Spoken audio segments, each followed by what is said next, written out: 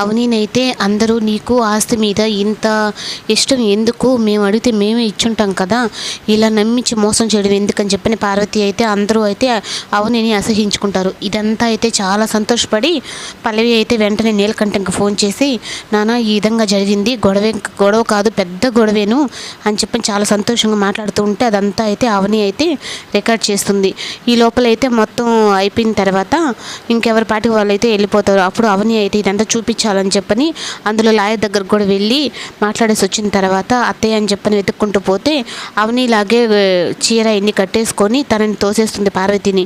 అప్పుడు తీరా తను పార్వతి చూసేసరికి అవనిలాగే వెనక నుంచి వెళ్ళిపోతూ ఉంటే నన్ను అవనియే తోసేసిందని అందరి ముందైతే చెప్తుంది.